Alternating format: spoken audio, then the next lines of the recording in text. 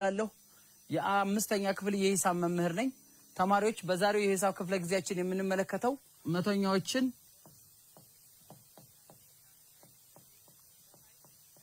ወደ አስርዮሽ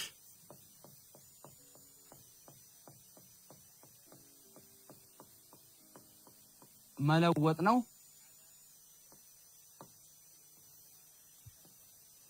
መቶኛዎችን ወደ አስርዮሽ መለወጥ እንመለከታለን። ይሄን ትምህርት ከተማራችሁ በኋላ በሂሳባዊ አረፍተ ነገር በቃላት ፕሮብሌም እንዲሁ ቁጥሮችን የሚሰጡትን መቶኛዎችን ወደ አስርዮሽ መለወጥ መስራት ትችላላችሁ ማለት ነው። ወደ ዋናው ክፍለ ጊዜያችን መቶኛዎችን ወደ አስርዮሽ መለወጥ ወደሚለው እስከ መሄዳችን በፊት በባለፈው የሂሳብ ክፍለ ጊዜ ምን እንደተማርን ታስታውሳላችሁ? በጣም ጥሩ። ባለፈው በሂሳብ ክፍለ ጊዜ የተማርነው ክፍልፋዮችን ወደ መቶኛ መለወጥ ነበር። ክፍልፋዮችን ወደ መቶኛ ስንለውጥ መቶኛ ማለት ምን ማለት እንደሆነ፣ መቶኛ ማለት ታህታቸው መቶ የሆኑ ክፍልፋዮች በሙሉ መቶኛ እንደሚባሉ፣ ታህታቸው አስር የሆኑ ክፍልፋዮች በሙሉ አስረኛ እንደሚባሉ ተመልክተናል። በተጨማሪ ደግሞ የተሰጡትን ክፍልፋዮች ወደ መቶኛ መለወጥ ነው በዋናነት ያየነው። ስለዚህ እነሱን ለክለሳ ያክል እንመለከታቸዋለን።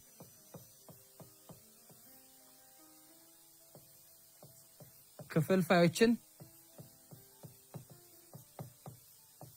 ወደ መቶኛ መለወጥ።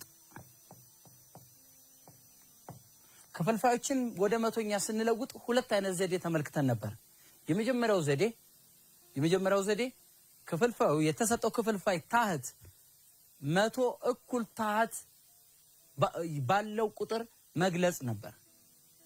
ይህ ማለት ደግሞ ታህታቸው የመቶ አካፋይ ከሆነ እንደ ልባችን በብዜት መልክ በመጠቀም መቶ እንዲመጣ ማድረግ እንችላለን ማለት ነው። ታህታቸው መቶ እንዲመጣ የሚችሉ ቁጥሮች መጠቀምን ከሆኑ በእንደዚህ እንጠቀመው። ሁለተኛው ደግሞ በ100% በማብዛት ቁጥሮቹን አብዝተን እና ለአካፋዩ አካፍለን ስንጨርስ የመቶኛ ምልክቱን ከጎን ማስቀመጥ ነበር። ስለዚህ በሁለቱ ዘዴ የበለጠ ለማስታወስ በሁለቱ ዘዴ ጥያቄዎችን እንሰራለን፣ የክፍል ስራ እንሰራለን ማለት ነው።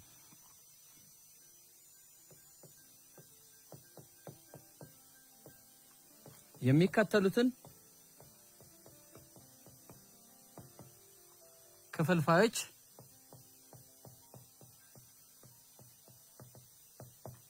ወደ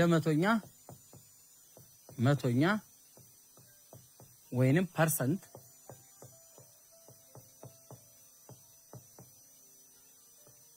ለውጡ።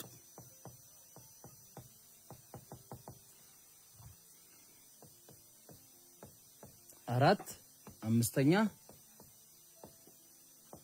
3 8ኛ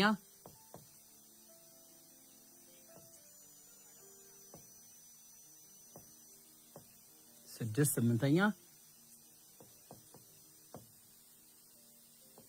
2 ሙሉ 1 3ኛ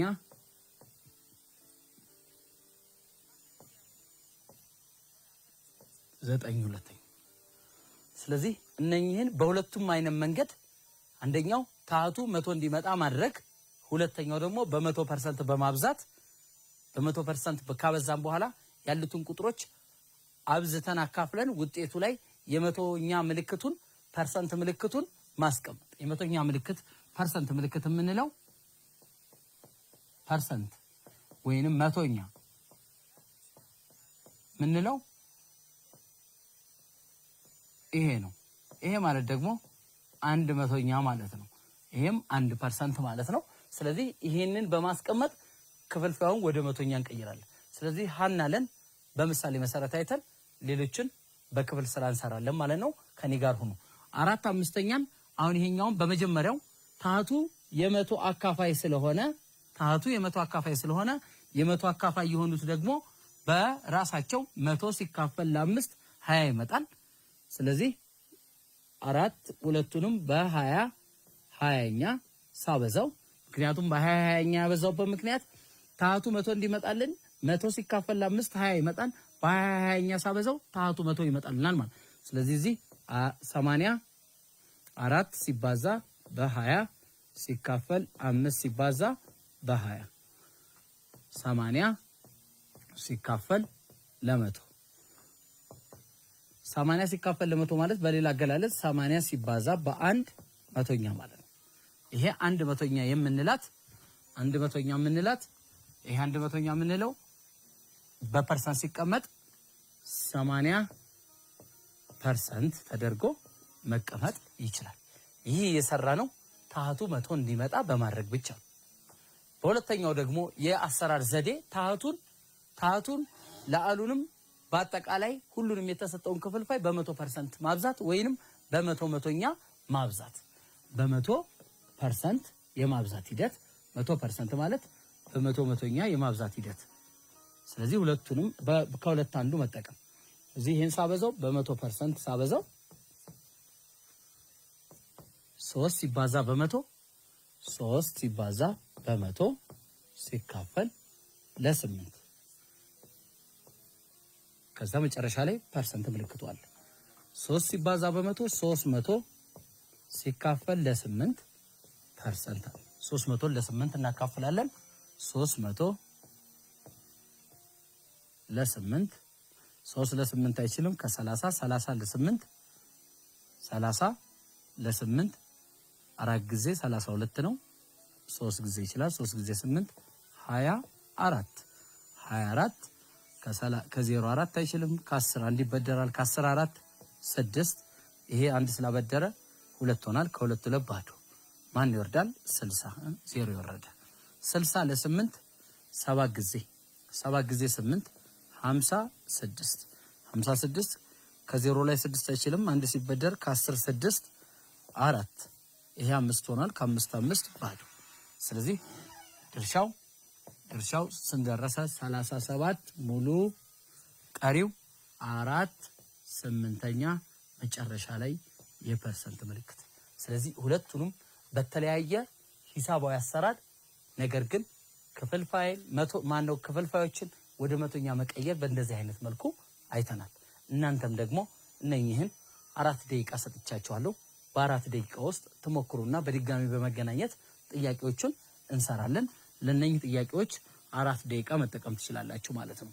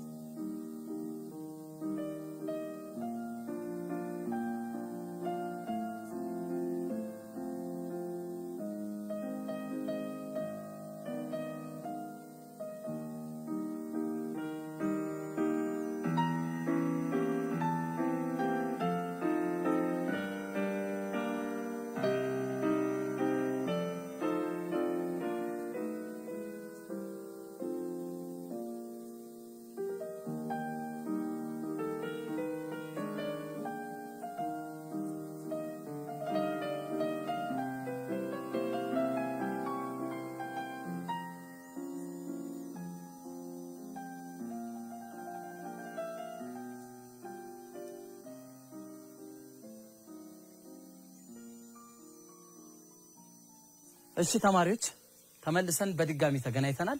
ጥያቄዎቹንም ጥሩ አድርጋችሁ እንደሞከራችሁ ተስፋ አደርጋለሁ።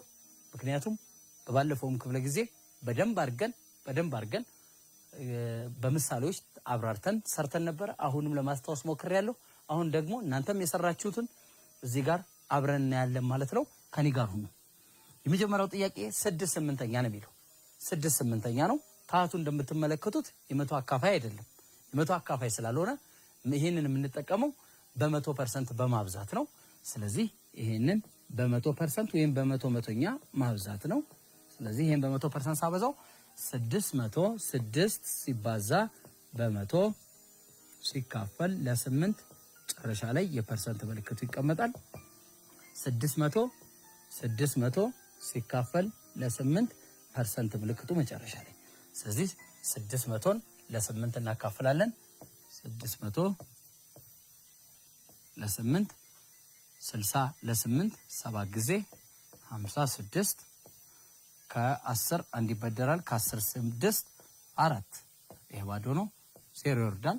40 ለ8 5 ጊዜ 8 40። ስለዚህ ይሄ ቀሪ የለውም። ስለዚህ 600 ለ8 75% ነው ማለት ነው። ይሄኛው በ100% በመጠቀም ክፍልፋዮችን ወደ መቶኛ መቀየር ችለናል።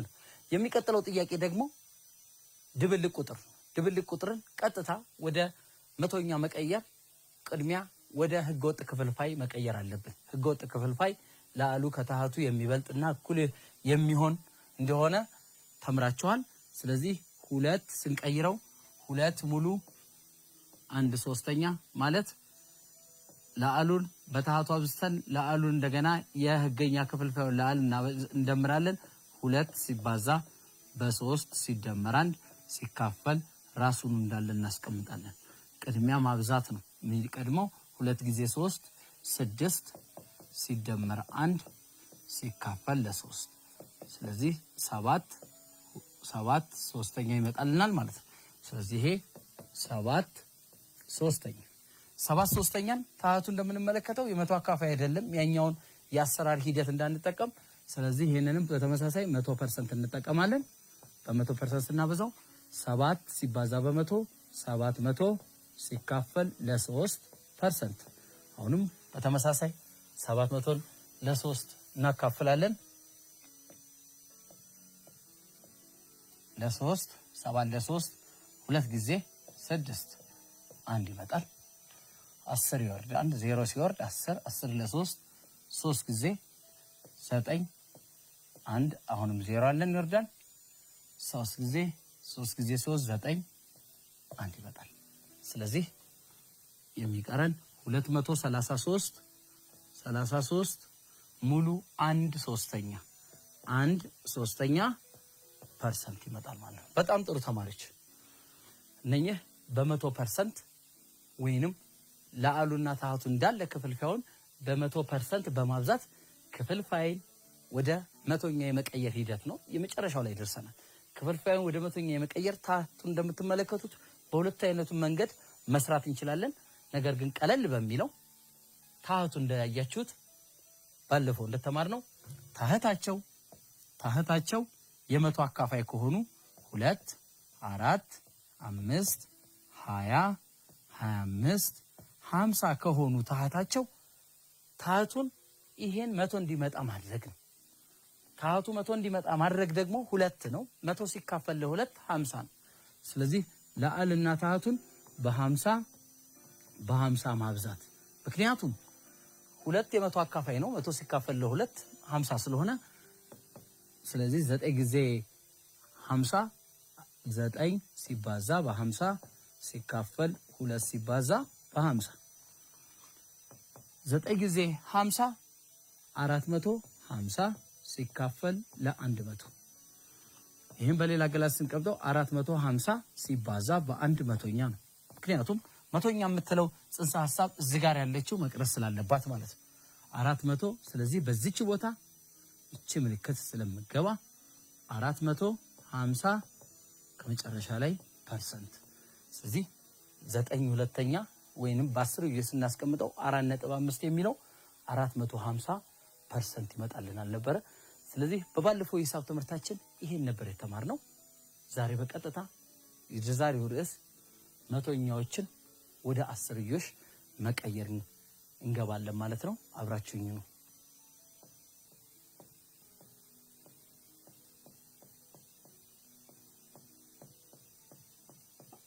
መቶኛዎችን ወደ አስርዮሽ መለወጥ። መቶኛዎችን እንደምናይ መቶኛ ማለት ታህቱ መቶ የሆነ ማንኛውም ክፍልፋይ መቶኛ ይባላል። መቶኛ ስናስቀምጥ አንድ መቶኛ ተብሎ ይገለጻል። ይሄ ሲነበብ አንድ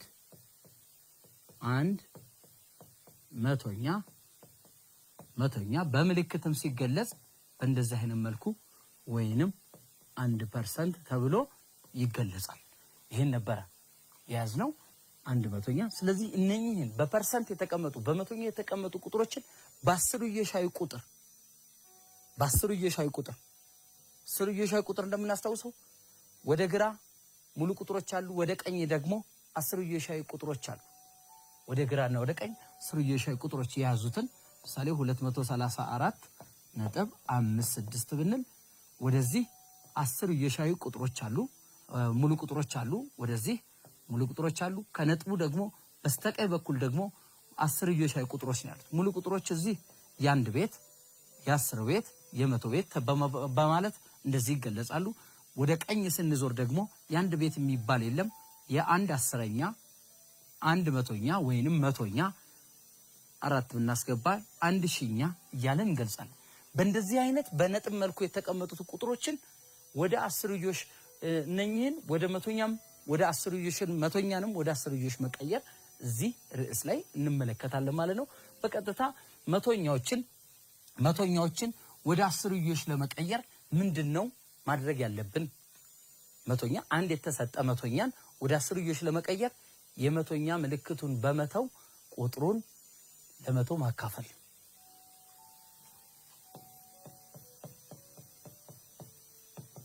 ተውሉ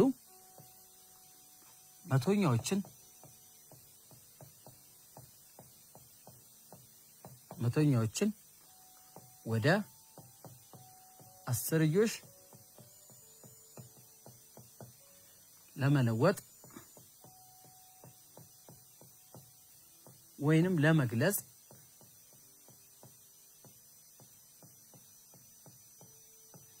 አስርዮሽ መቶኛዎችን በአስርዮሽ ለመግለጽ ማደረግ ያለበት ነገር በዋናነት 100% የሚለውን ምልክት በመተው ቁጥሮችን ሙሉ ቁጥሮችን ማካፈል። ሙሉ ቁጥሮችን በመቶ ማካፈል። በጣም ጥሩ። ስለዚህ ሁለት ነገሮችን እንሰራለን ማለት ነው።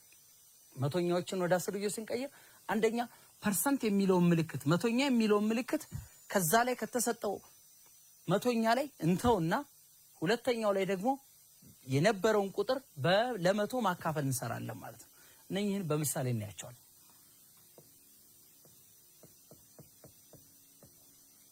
የሚከተሉትን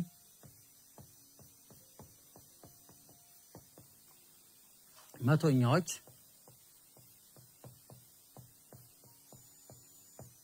ወይንም ፐርሰንቶች ወደ አስርዮሽ ለውጡ።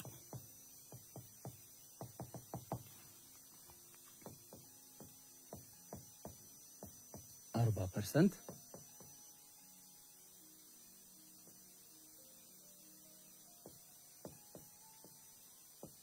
24.5%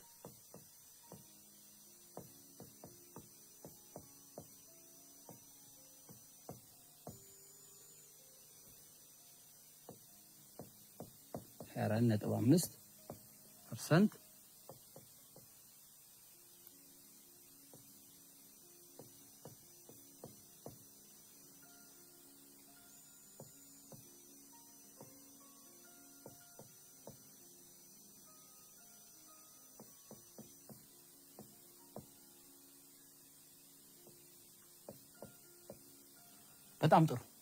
በተለያየ አይነት ክፍልፋይንም ያማከለ አስርዮሽንም ያማከለ በድብልቅ ቁጥርም ያማከለ መቶኛዎችን ተሰጥቷል። እነኚህም መቶኛዎች እንዴት ወደ ተፈለገው ወደ አስርዮሽ በቁጥር በነጥብ ማስቀመጥ ሂደት እንዴት እናስቀምጣለን የሚለውን እንመለከታለን ማለት ነው። የመጀመሪያውን ስንመለከት መቶኛዎችን ወደ አስርዮሽ ለውጥ የሚለው የመጀመሪያው የአሰራር ሂደት ምንድነው? ፐርሰንት የሚለው ምልክት መተው ነው። ከዛ በመቶ ማካፈል ነው። ከዚህ ላይ ፐርሰንት የሚል ምልክት አለ። ቀጥታ ፐርሰንት የሚለው ምልክት ስንተው በምን ይሄዳል? በመቶ ማካፈል የሚለው ይመጣል። ስለዚህ በዚህ ስንመጣ 40% የሚለው ምልክት ስንተው ይሄ ሲቀመጥ 40% ማለት ሲባዛ በአንድ መቶኛ ማለት ነው። ይሄ 40% ማለት ፐርሰንት ማለት አንድ መቶኛ ነው።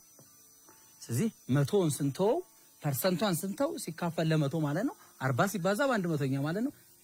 ይሄ 40 ሲካፈል ለመቶ ማለት ነው።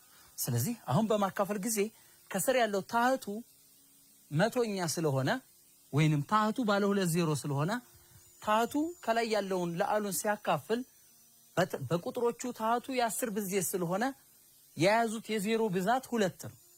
ስለዚህ በዜሮ ብዛት ልክ ከአንድ ቤቷ ሆሄ ከመጨረሻው ከቀኝ በመነሳት ወደ ግራ በዜሮቹ ልክ እንሄዳለን። በዜሮቹ ልክ ታህቱ 2 ዜሮ ነው ያለው። ስለዚህ ከግራ በመነሳት ከቀኝ በመነሳት ወደ ግራ በዜሮ 2 ዜሮዎች ስላሉት 1 2 እንሄዳለን። ነጥቧ እዚህ ትቀመጣለች። ስለዚህ እዚህ ነጥብ ከተደረገ እዚህ ይደረጋል ማለት ነው።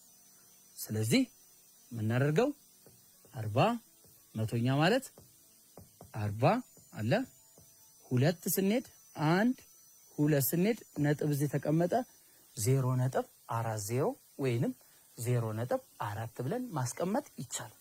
ይህን ስናደርግ ከታች ያሉት ታህቱ ላይ ምን ጊዜ መቶኛ የሚለው ጽንሰ ሐሳብ ላይ ዜሮዎቹ ስላሉ በዜሮዎቹ ልክ ከቀኝ ጫፍ በመነሳት ወደ ግራ ዜሮዎቹ ልክ ቆጥረን እንሻገራለን። በድጋሚ ድብልቅ ቁጥሮቹንም እናያለን ማለት ነው። ይሄንም ድብልቁን እንቀይራለን። 20 ሲባዛ በ3 20 መጀመሪያ ወደዚህ ስናደርግ 20ን በማን ነው የምናበዛው? በ3 20 ሲባዛ በ3 60 ይመጣል። 20 ሲባዛ በ3 ሲደመር ላዕሏ 1 ይደመራል ሲካፈል ራሱ ታህቱ እንዳለ ይቀመጣል። ስለዚህ ምን ጊዜም ማብዛቱን የሚቀድመው 20 ሲባዛ በ3 60 ይመጣል። 60 ሲደመር 1 ሲካፈል 3 ይህ ማለት 61 ሶስተኛ ይመጣል። 61 ሶስተኛ ፐርሰንት ማለት ነው። ስለዚህ መጀመሪያው ምንድነው? ታህቱን ትተን ለመቶ ማካፈል ነው። 61 ሶስተኛ ሲካፈል ለመቶ ማለት ነው። ወይንም 61 ሶስተኛ ሲካፈል ለመቶ ማለት ነው። ከሁለት አንዱ ያስፈልገንን መጠቀም ይቻላል። ማካፈል ስለሆነ ይሄ ወደ ጎን ነው፣ ይሄ ከስር ነው። ስለዚህ አብዛኛውን ጊዜ በዚህ ስለምንጠቀም 61 ይሄ ማለት 61 ሶስተኛ ሲካፈል ለመቶ ለዚህ ታህት አንድ እናድርገው። ታህት አንድ ስናደርግ ገልብጠን እናስቀምጣለን ማለት ነው።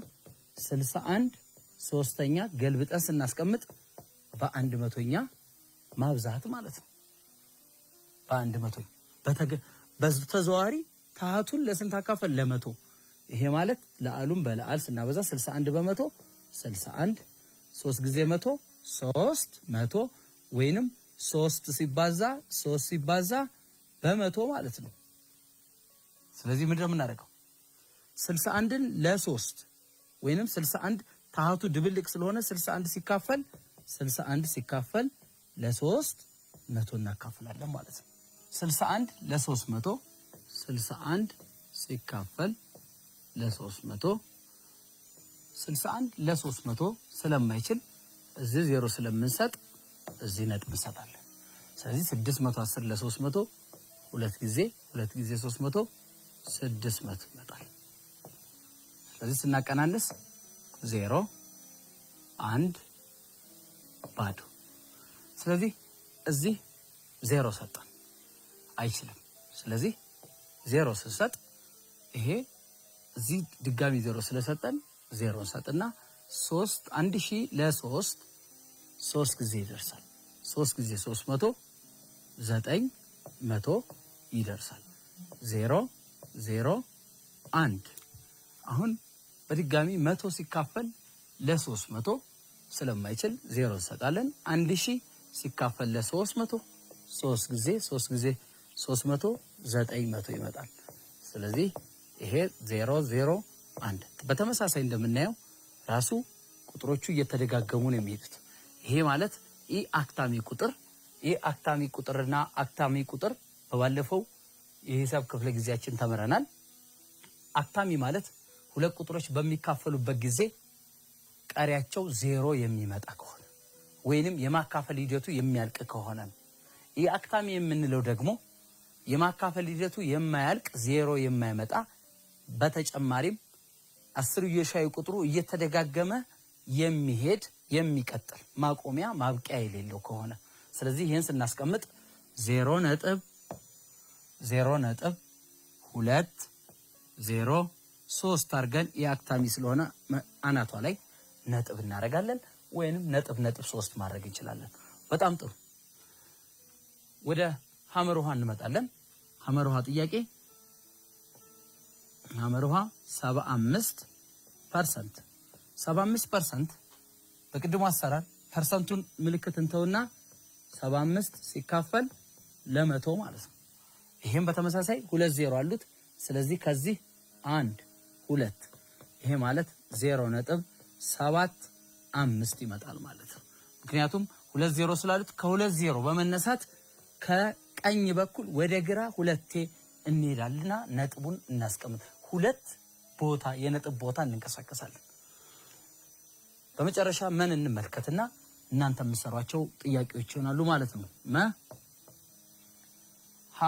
24.5% ነው የሚለው 24.5%ን ቀጥታ ይሄ እንዳለን ታሃቱን 100 ማድረግ አንችልም ምክንያቱም አስርዮሻዊ ቁጥር ስለሆነ 24 245 1.245 አስረኛ አድርገን ፐርሰንት አለ ይሄን የቀየርን 24.5ን ወደ ክፍልፋይ ቀየርን አሁን ፐርሰንቱን በመተው 245 አስረኛ ሲካፈል ለ100 እናደርጋለን ይሄም ስንሰራ 245 አስረኛ እዚህ ጋር መቶኛ ስላለ አንድ አድርገን እንገለብጠዋለን 100ኛ ስለዚህ ይሄን ስናበዛ 245 ባንድ 2 4 5 ሲካፈል 10 በ1000 10 በመቶ 1000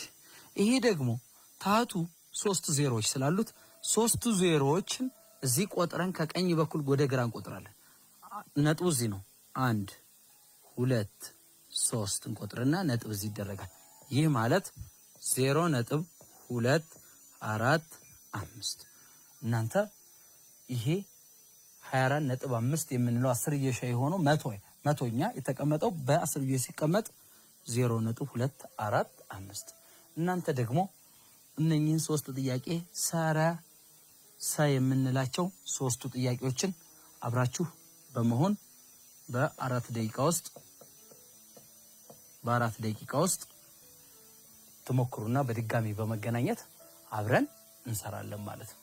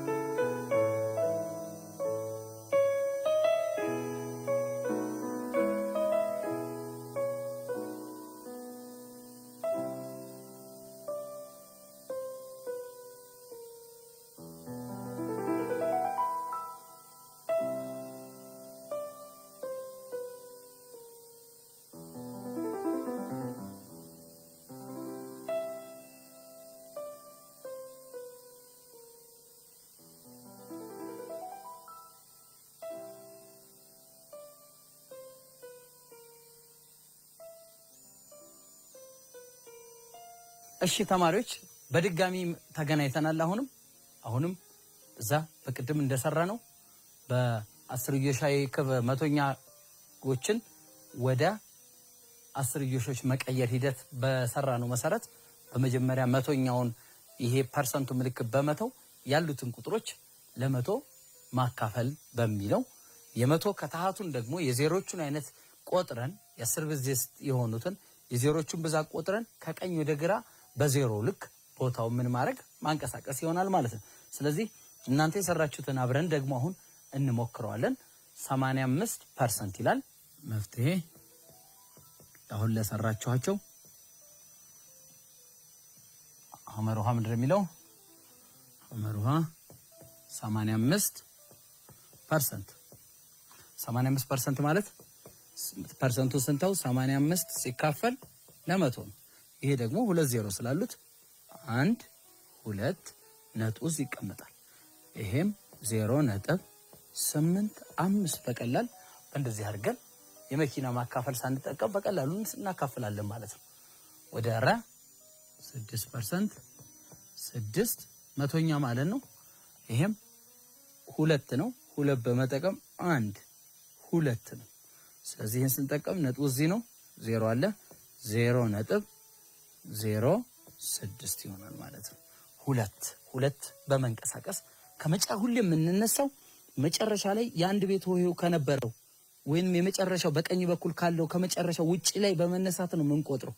ነጥቡ ካለ ዜሮዎችን ማድረግ ግዴታ ነው። 0.3% ይሄም በተመሳሳይ 0.3 ይሄንን ወደ መጀመሪያ ወደ ክፍልፋይ መቀየር ይገባናል።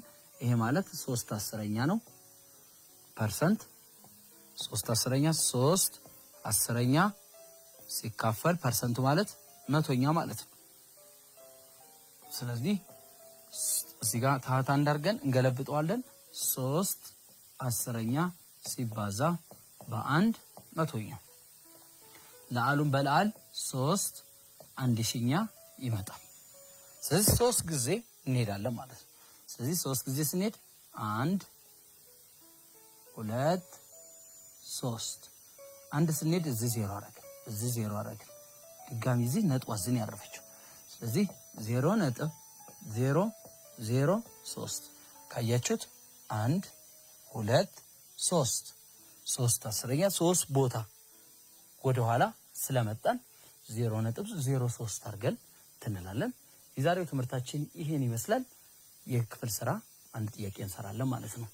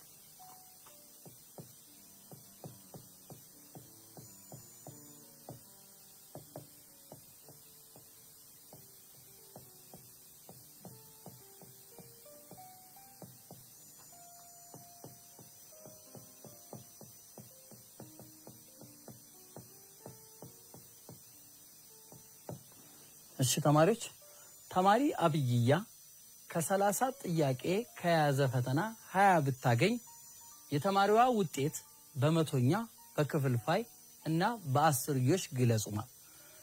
30 ጥያቄዎችን የተፈተነችው ከ30 ውስጥ ያገኘችው 20 ጥያቄዎችን ማግኘት ይችላልች። ይሄንን በሶስቱም አይነት ግንኙነት ስላላቸው አንዱ ወደ አንዱ ስንቀይር ሁሉንም ስለሚመልሱ ስለዚህ የተማሪ አብይያ ውጤትን በሶስቱም አይነት በአስርዮሽም በክፍልፋይም በመቶኛ ግለጹ።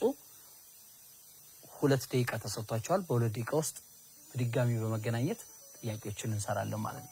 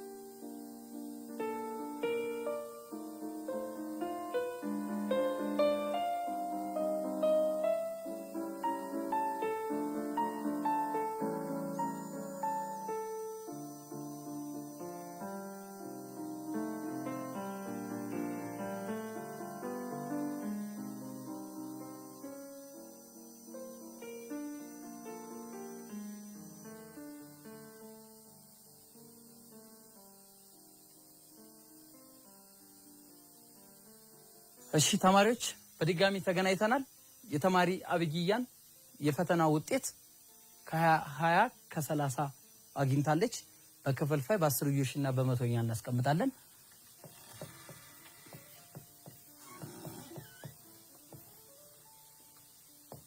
ተማሪዋ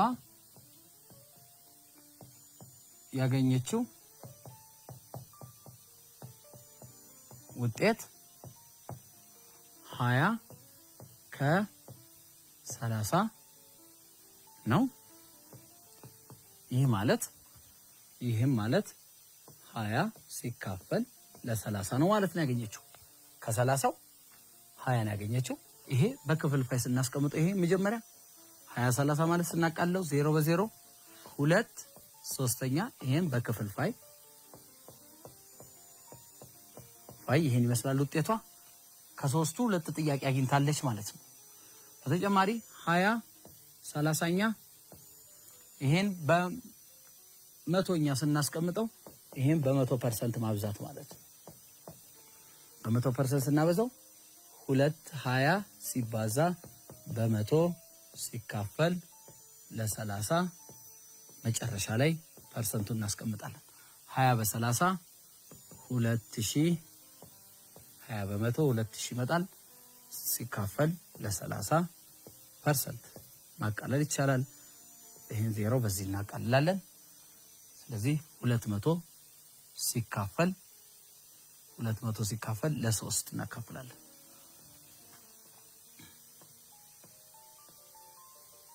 3 20 ለ3 6 ጊዜ 18 ስለዚህ ስንት ይቀራል? 2 0 እናወርዳለን። 20 ለ3 አሁንም 6 ጊዜ 18 አሁንም በድጋሚ ስንት ይወጣል? 2 እንደዚህ እያለ 66 መካፈል አይችልም አሁን። ስለዚህ ይሄ 66 ሙሉ 2/3% የተማሪ አብጊያ ውጤት በፐርሰንት ምን ያክል ነው ያመጣችው? 66 ሙሉ 2/3 አግኝታለች። በመጨረሻም እዚህ ጋር የተቀመጠውን በአስርዮሽ ለማስቀመጥ ይሄ በመቶኛ ነው። በአስርዮሽ እዚሁ ላይ እንቀጥላለን። ይሄ 66 ሙሉ 2/3 የሚለውን 2 ሲካፈል ለ3 አሁንም ስለማይችል እዚህ 0 ሰተን ነጥብ ሰጣለ። 20 ለ3 አሁንም 6 ጊዜ 18 በተጨማሪ አሁንም ሲቀነስ 2 ይመጣል እያለ ይቀጥላል። ስለዚህ ተማሪ አብጊያን ውጤቷን 20 30ኛን ስለዚህ በማቃለል 2/3 ይመጣል።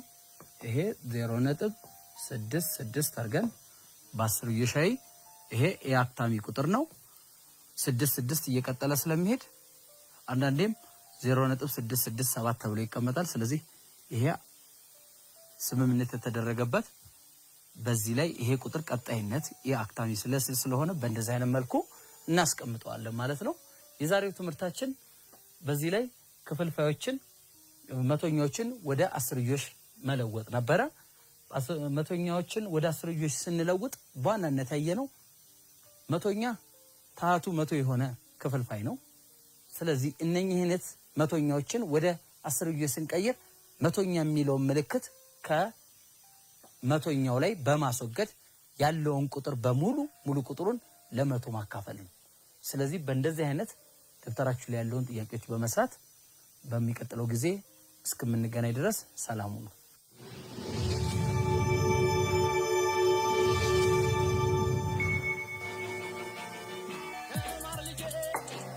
Hey,